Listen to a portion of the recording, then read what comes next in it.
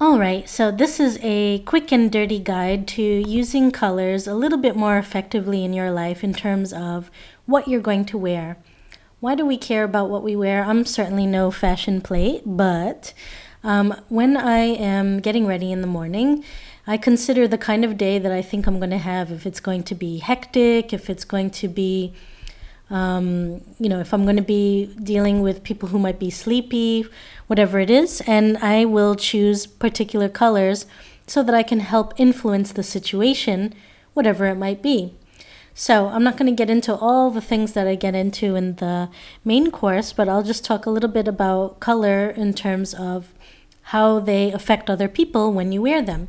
So very quickly, let's go in and have a look at what happens when you wear red. Red is an energizing color, and it's a very good color to wake up everyone in the room around you. So I tend to wear this color on an early when I'm teaching an early class at 9 o'clock on a Monday morning, and I know that the class is going to be a little bit sleepy, because it will help wake up everybody in the room. It's also a great color to wear on your first date. Studies have shown that men who were surveyed about their date's attractiveness always rated their dates higher when they were wearing red as opposed to other colors. But be careful. If you're like me, I tend to avoid red because it also tends to be the most fattening color when worn, so use sparingly. If we go to orange, I'll just click on any of my orange pictures here. Orange is very similar to red because it can get people fired up and make them feel energetic, enthusiastic. It denotes creativity.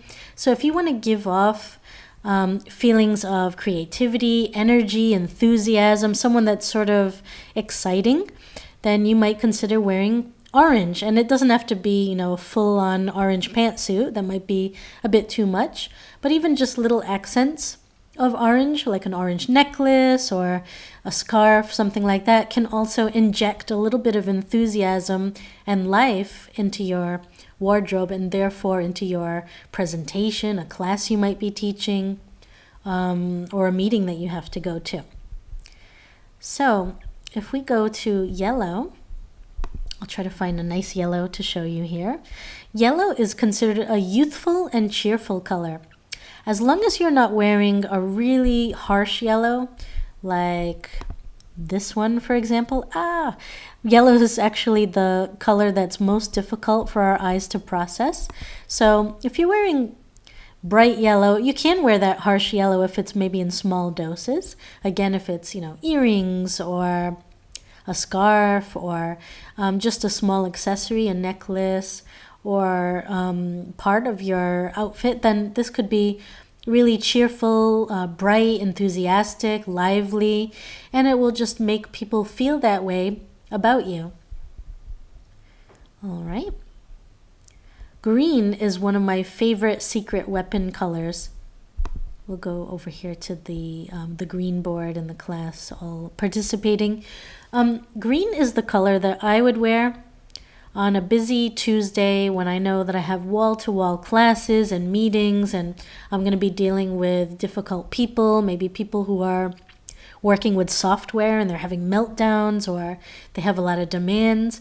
So green is a color that automatically calms people down. It's the easiest color for our eyes to process.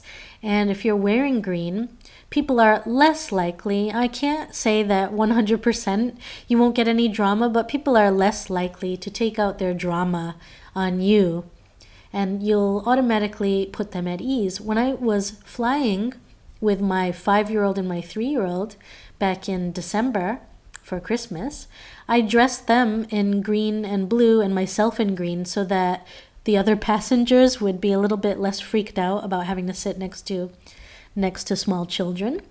Also, it put my kids at ease to have me dressed in green. They were more relaxed, more calm, and believe it or not, we had a pretty good flight. So green is a wonderful color for warding off chaos. Blue is, I would argue, the best choice for a job interview, for presenting yourself as a leader, as someone that's loyal, trustworthy, someone on top of their game. Blue is a color that creates chemicals in your body that put you at ease, and people are much more likely to trust you if you're wearing blue. And you may have noticed that a lot of politicians also wear blue or blue ties. If you see that they're going and they're going to have a difficult meeting when they have to negotiate something, then they'll often be wearing a dark blue. So dark blue actually is the stronger shade of blue to wear in a situation like a job interview, an important meeting, a presentation where you want everyone in the room to trust you and to think of you as an authority in your subject. All right. Purple is a color that's associated with wealth and spirituality. It's actually quite a nice color to use if you want to come across as enlightened. So, tech gurus and financial gurus take note. Beware though, because purple is a color that women like a whole lot more than men do. So men will not respond to this color as well as other women might. So it's just worth noting that there are some subtle gender differences with purple. Also, you should know that in some in some countries like Italy, where I'm living, purple is actually seen as an unlucky color. So just be careful in terms of what country you're in. Brown is a great color for coming across as down-to-earth, honest, but this is a color that men like a lot more than women. I'm kind of weird because I really love brown, and so those gender differences don't apply to me. But men are shown to be seen as kind of like a fuddy-duddy or out of touch with reality when they wear a brown suit. So men should be careful about wearing this color. But it can be a really great color for honesty and for getting people to believe in what you're saying.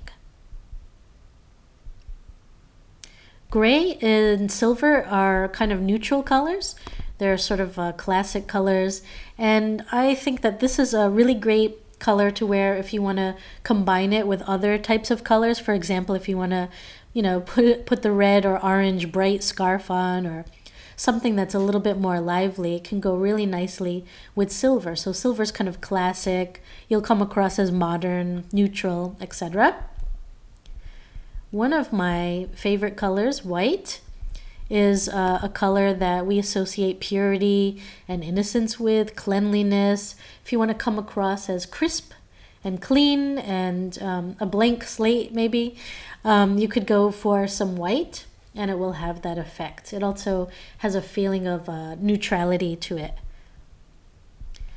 Now, my very favorite color to wear if I want to come across as an authority, as someone with confidence, then I would definitely wear black.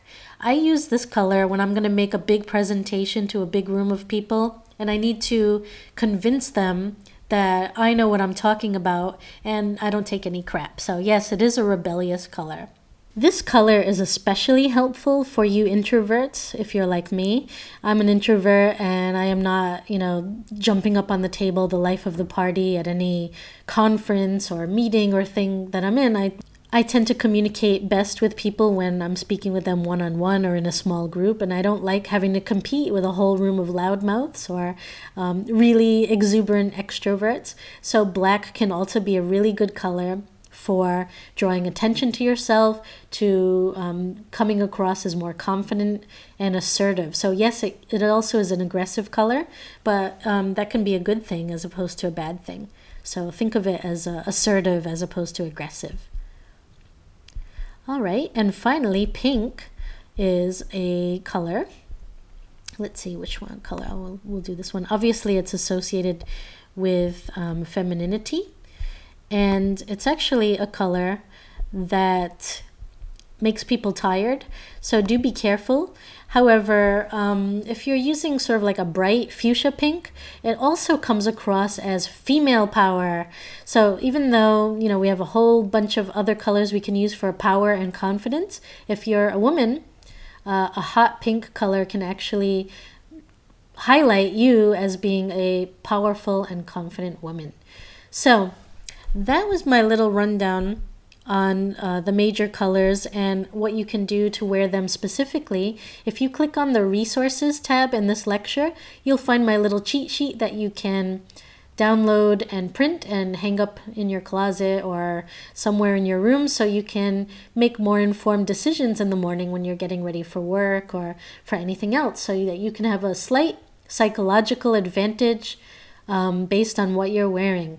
So if you thought that this was pretty cool, do check out the full Life Hack with Color Psychology course, because it also gets into other ways that you can use color psychology to your advantage at work and at home.